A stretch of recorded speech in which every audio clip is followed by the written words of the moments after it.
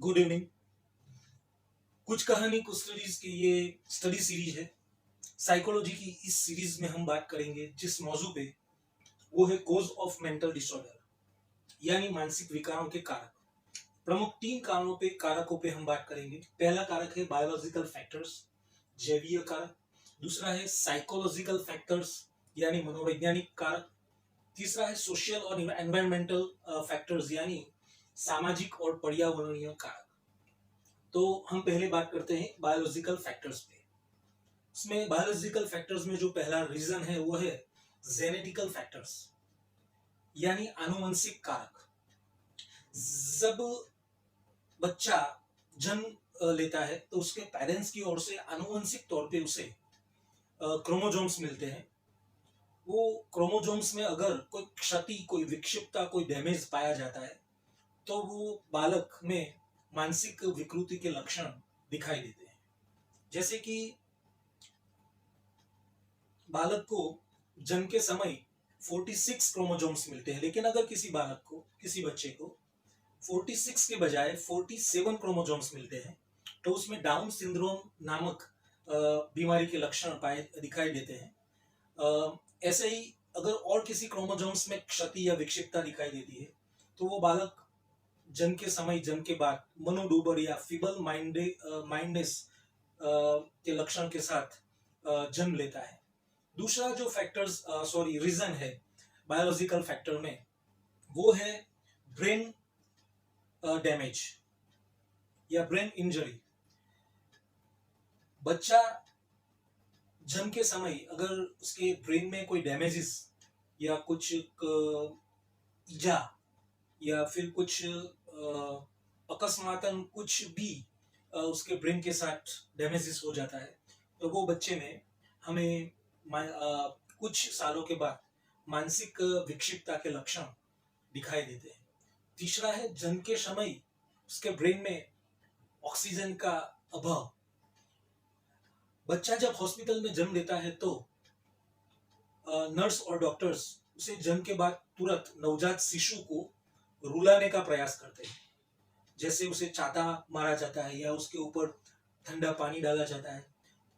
वो ऐसा इसलिए करते हैं कि अगर बच्चा जन्म के बाद तुरंत रोता है तो उसके फेफड़े में हवा जाती है, और फेफड़े में हवा जाने के बाद उसके बॉडी के जो सेल्स है, खास करके उसके ब्रेन के सेल्स, न्यूरोज है, उसे ऑक्सीजन उसमें प्रवाहित होती है, उसे ऑक्सीजन की बहुत जरूरत होती है। लेकिन अगर किसी बच्चे को जन्म के समय कुछ देर बाद, कुछ मिनट तक ऑक्सीजन नहीं मिलता तो उसके ब्रेन के जो सेल्स है उसमें क्षति, उसमें डैमेजेस होता है जो रिकवर होना इम्पॉसिबल है। तो ऐसे बालक में, ऐसे बच्चों में कुछ सालों के बाद मानसिक विक्षिप्तता या रुग्णता या मेंटल इलनेस के लक्षण दिखाई देते हैं। बायोलॉजिकल फैक्टर में जो तीसरा लक्षण है वो है जन्म के बाद के लक्षण, जिसमें न्यूरोट्रांसमीटर में डैमेजेस या न्यूरोट्रांसमीटर में क्षति। हमारी बॉडी के सेल्स के बीच में कुछ जगह रहती है जिसे चेतोपगम कहते हैं। हमारी बॉडी की जो एनर्जी है, चेतना का प्रवाह है, वो इस न्यूरोज में आगे की ओर और पीछे की ओर जाता है। एक एनर्जी प्रवाहित होती है एक तरह की। अगर किसी जगह न्यूरोज के बीच में जो जगह है चेतोपगम में, उसमें डैमेजेस होता है, उसमें अवरोध होता है, तो हमारी एनर्जी सेल्स के बीच में प्रवाहित नहीं होती, ब्लॉक हो जाती है। तब व्यक्ति तनावग्रस्ता या एक व्याकुलता का एक्सपीरियंस करता है। चूंकि ये हम डीप में ज्यादा चर्चा नहीं करेंगे अभी इस एपिसोड में, क्योंकि ये न्यूरोबायोलॉजी की या न्यूरोलॉजी की बात है। तो हम अगले एपिसोड में जब डीप में जाएंगे तो इसमें भी हम चर्चा करेंगे। फिर भी ये क्षति को रूप्लेटिक प्रोसेस के नाम से जाना जाता है। जो अगला फैक्टर्स है, अगला रीजन है, वो है हमारी बॉडी में बहुत सारी ग्लैंड्स है। ब्रेन से लेकर बॉडी के निचले हिस्से तक कुछ ग्लैंड्स है, जो ग्रंथियां है, उसमें से हार्मोन्स निकलते हैं। वो हार्मोन्स में अगर असामान्यता दिखती है तो फिर इंसान की बिहेवियर पैटर्न पे इसकी असर होती है, उसका इफेक्ट होता है और उसके व्यवहार में, उसके वर्तन में, उसके बिहेवियर में तुरंत चेंज आता है। जैसे हम देखें कि हमारी बॉडी के सॉरी हमारे ब्रेन में कुछ हॉर्मोन्स बहुत इंपॉर्टेंट है, जिसमें डोपामाइन, नोरएपिनेफ्रिन, सिसोटिन, गाबा, ये सब ऐसे हॉर्मोन्स है जो हमारी इमोशंस को और हमारी खुशी को और हमारी अ, तनावग्रस्ता को तुरंत असर करते हैं, जिससे हमारी बिहेवियर में चेंज आता है। ऐसे ही हम आगे देखते हैं, अगर कोई दर्दी डायबिटीज का पेशेंट है तो उसमें चिड़चिड़ापन दिखाई देता है, वो एग्रेसिव बहुत फास्ट हो जाता है, स्पीडली वो एग्रेसिव हो जाता है, यानी हमारे ग्लैंड्स के हॉर्मोन्स का असर हमारे बिहेवियर पे होता है। ऐसे ही एड्रिनल कॉम्प्लेक्स में से जो ग्लैंड्स सॉरी एड्रिनल ग्लैंड्स में से जो हॉर्मोन्स निकलते हैं वो हमारे इमोशंस, हमारे आवेग को तुरंत असर करते हैं, इफेक्ट करते हैं। तो ये हैं जो फैक्टर्स, वो है बायोलॉजिकल फैक्टर्स। और भी बहुत छोटे बड़े फैक्टर्स हैं, लेकिन हम प्रमुख बिंदुओं पे बात हमने की, वो है बायोलॉजिकल फैक्टर्स। अब हम बात करेंगे साइकोलॉजिकल फैक्टर्स, मनोवैज्ञानिक और व्यक्तिगत कारक, जिसमें हम बात करेंगे व्यक्ति के जीवन की पद्धति, व्यक्ति की लाइफस्टाइल, व्यक्ति की आम आधुनिक समय में, मॉडर्न युग में व्यक्ति की लाइफस्टाइल एक तरीके से पिछले 50 इयर्स में हम पीछे चले जाते हैं और आज के दौर में तो व्यक्ति की लाइफस्टाइल में एक स्पीड देखने को मिलती है, एक फास्ट लाइफस्टाइल बन गई है। इसमें व्यक्ति को बहुत सारी चीजों के साथ संघर्ष या उसे कंपटीशन या एक कार्य का दबाव या एक तरह की अचीवमेंट हासिल करनी होती है। इस पद्धति में, इस जीवन शैली में या लाइफस्टाइल में व्यक्ति बहुत त्वरा से, बहुत ही स्पीड से मानसिक रोगग्रस्त होता है। जैसे हम देखते हैं कि यूरोप के देशों में, यूरोपियन कंट्री में डिप्रेशन का लक्षण आम है। ऐसे हम भारत में देख सकते हैं कि गांव के जो लोग हैं और शहर के जो शहरी लोग हैं, अर्बन लाइफस्टाइल में जीते, तो अगर एक संशोधन, एक रिसर्च किया जाए तो अर्बन लाइफस्टाइल में जीते लोगों में मानसिक रोगग्रस्तता के लक्षण ज्यादा पाए जाते हैं, क्योंकि उनका लाइफस्टाइल फास्ट या उसके जीवन में बहुत स्पीडली बदलाव देखने को मिलते हैं और उस बदलाव के साथ इंसान अपने आप को ढाल नहीं सकता है। तो ये एक फैक्टर है, साइकोलॉजिकल फैक्टर। दूसरा साइकोलॉजिकल फैक्टर है व्यक्ति के जीवन में आ रहे लाइफ इवेंट। तत्कालीन परिस्थितियां कुछ ऐसी बनती है जो व्यक्ति को एक आघात, एक धक्का देती है, जैसे कि इकोनॉमिकल क्राइसिस या फिर सोशल फैक्टर्स, कुछ सामाजिक कारक ऐसे बनते हैं, उसकी फैमिली में से किसी इंसान का मृत्यु हो जाना या फिर उसकी फैमिली में संघर्ष होना, कॉन्फ्लिक्ट होना, इकोनॉमिकल क्राइसिस, हाल अभी कोरोना का जो प्रॉब्लम चल रहा है उसमें बहुत सारे लोगों की नौकरियां चली गई है, अनएम्प्लॉयमेंट का जो प्रश्न है उसके कारण बहुत सारे लोग मानसिक रोगग्रस्त ताकि दिशा की ओर आगे बढ़ रहे हैं। तो ये दूसरा फैक्टर है, लाइफ इवेंट।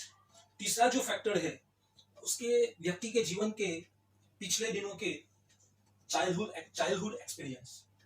व्यक्ति पिछले दिनों में अपने जीवन में जो एक्सपीरियंस लेता है वो पूरा लाइफ टाइम उसके जीवन में असर डालते हैं। तो उसके जीवन के पिछले दिनों के एक्सपीरियंस या उसके चाइल्डहुड के एक्सपीरियंस वो साइकोलॉजिकल फैक्टर में इंक्लूड होता है।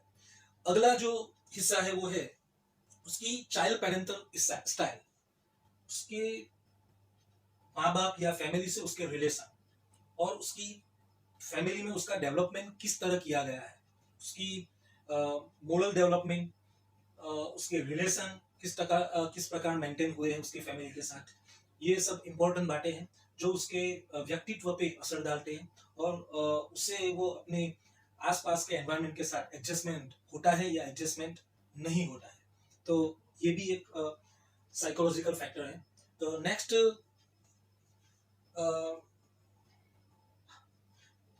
उसकी चाइल्ड पेरेंटल स्टाइल में जो डेवलपमेंट होता है, उसके जो माँ बाप से रिलेशन है, उससे एक अभ्यास में देखा गया कि बहुत सारे अ, बालक जो गुनाहखोरी में प्रवृत्त होते हैं या उसमें जुवेनाइल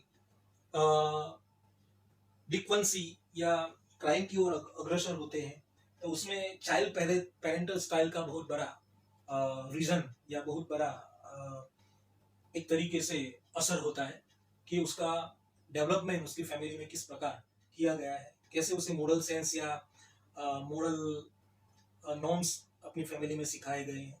तो ये भी एक बहुत बड़ा फैक्टर है। बात करेंगे सोशल और एनवायरमेंटल फैक्टर्स की, तो उसमें प्रॉपर्टी बहुत बड़ा इंडिया में जो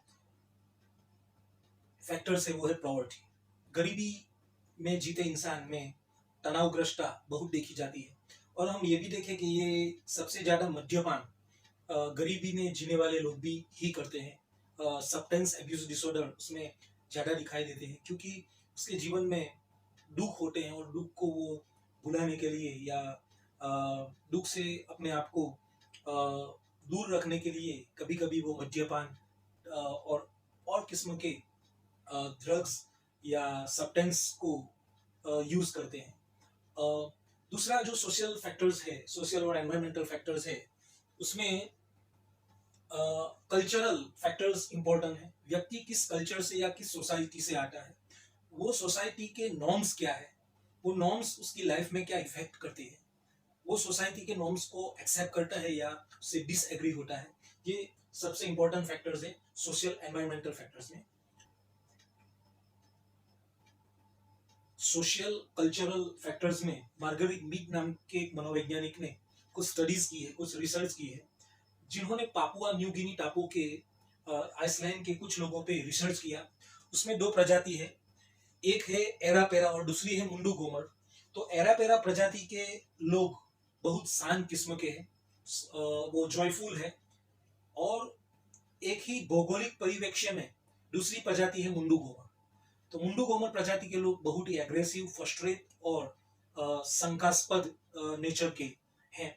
तो एक ही भौगोलिक एनवायरनमेंट में रहने वाले दो अलग अलग कल्चर के लोगों में उसके बिहेवियर पैटर्न में और उसकी लाइफस्टाइल में बहुत बड़ा चेंज दिखता है। तो ये फैक्टर्स है सोशियो एनवायरमेंटल फैक्टर्स। कुछ बच्चों में दिखाई देती डिसऑर्डर है ADHD, attention deficit activity disorder. दूसरा है सेपरेशन एंजाइटी, ऑटिज्म और डिसलेक्सिया। डिसलेक्सिया पे फिल्म भी बनी थी तारे जमी पर। तो हम ये नेक्स्ट सेशन में ये सब जो चाइल्डहुड डिसऑर्डर है उसकी भी हम बात करेंगे, और ये सब रीजन है जो उस बीमारियों के कारक बनते हैं। इस एपिसोड के साथ thank you, till then goodbye, see you, मिलते हैं नेक्स्ट एपिसोड।